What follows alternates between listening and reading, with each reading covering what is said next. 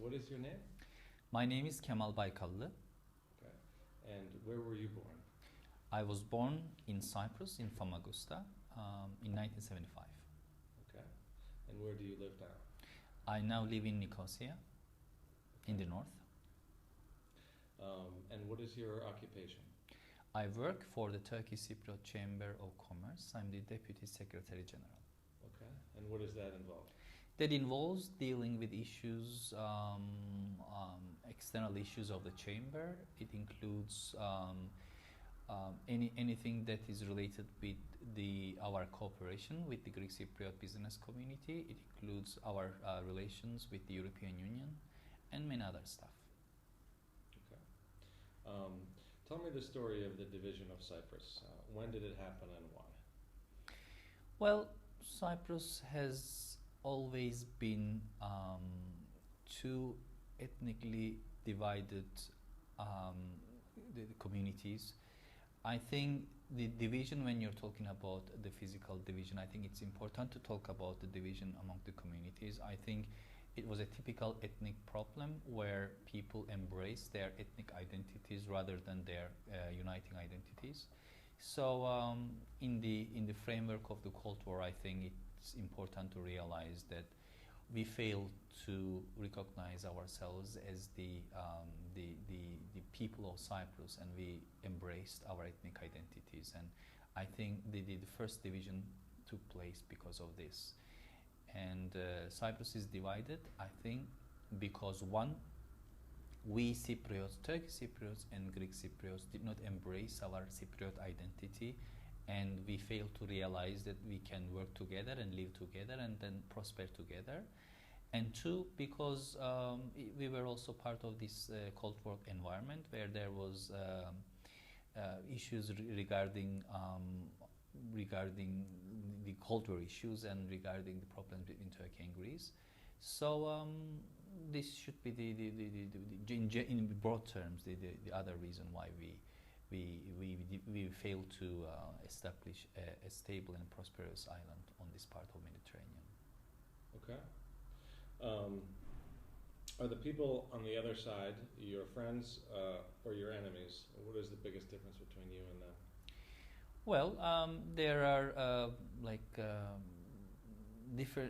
differences, including language, obviously, and let's face it, communal ethnic backgrounds. But on humanitarian terms, I don't believe that people as a whole in the world have so many differences generally. I think I follow a more liberal line on that.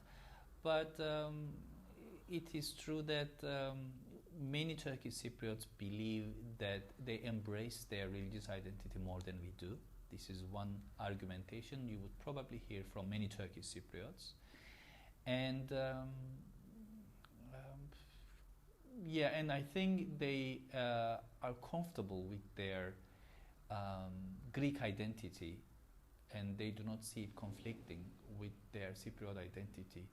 If you talk to Greek Cypriots, many would comfortably say that yes, we are Cypriots, but automatically it includes being Greek and being Greek-speaking Cypriot. Of course, then they will maybe some of them will be proud to say, no, we are Cypriots, we are not, from Greece. But again, I don't think that they would see it as a conflicting identity en masse. But many Turkish Cypriots, I think, would embrace their Turkish Cypriot identity more internal, indigenous to the island of Cyprus. And again, it's a very hot topic, and it's an evolving topic, and it depends on who to talk to. Some people would tell you, yes, we are Turkish Cypriots, and we are Turks. We are Turks, and it's not conflicting. Some people will say, no, we are Cypriots. We happen to speak Turkish because we are coming from that line. We moved to the island a couple of 100 years ago, but we are Turks. So, in general, I don't see many differences between the Turkish Cypriots and Greek Cypriots. I don't see many differences between people in the world as a whole. So, it depends on what you're looking at. Okay. Does your country's leadership support the division, and why? No, I don't think so. I think our leadership, which is elected by our own votes, which represents the general feeling of the Turkish Cypriots, supports reunification of the island. The current Turkish Cypriot leader has always dedicated his political career on the settlement of the Cyprus problem, and in fact, his election last year was regarded positively and applauded by many circles in the world. So, I think our leadership supports reunification on the grounds that our communal rights are also respected. I see. Does their leadership support the division? I don't think so. I think the current Greek Cypriot leader also believes in reunification of Cyprus. The only the dividing, I think, nuances or lines, I think what unification means could mean different to each community. Not great difference, but I think it has different interpretation. So no is an answer to your question. I don't think that they believe in the division of the island. What is holding back the reunification right now? There has been issues which were inherited from the past, which were inherited from the division, including the property issues. Because after the division, many Greek Cypriots left North Cyprus and went to South, and many Turkish Cypriots moved to the north. So there were properties left in the north, and of course over the years some of the properties were developed or handled, sometimes mismanaged. So they need to sort out that thing in a way that will be that will be acceptable to both sides. Of course, it's not easy because there is an ongoing life and an ongoing economy. So you just cannot interrupt everything or take back the time and then decide on everything. So this is one example that there are issues which were inherited from the past and they need to handle it differently. I mean, I wouldn't blame a Greek Cypriot saying that no, all Greek Cypriots should get their properties back, but then I wouldn't blame a Turkish Cypriot saying that yes, we need to devise some sort of a mechanism, but life has been going on, and 10 years ago you said no to a United Nations plan, and we said yes, and despite that, we were kept responsible for that, and now there are even more development. So, we need to find an intelligent way to make sure that we do not create a chaos in economy, in life. So we need to devise a strategic and a clever way to handle those property issues. This is one example.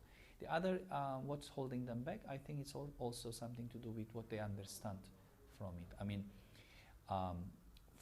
for unification could be that you have a united government, a unitary government, where all citizens are equal, or you can say that unification means that you have a new system where there are two communities who have equal rights.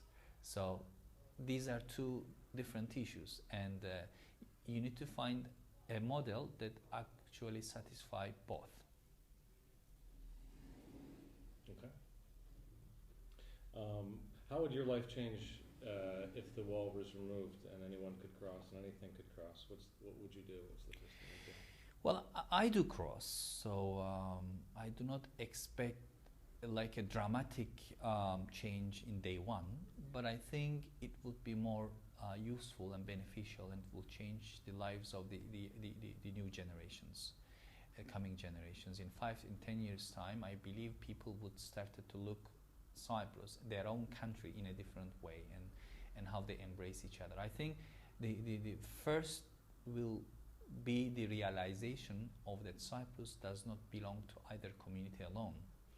And over the years, because we have always been living separately, we have developed this tendency that it's only our island, or half of it is our island. So I think the biggest change would be that.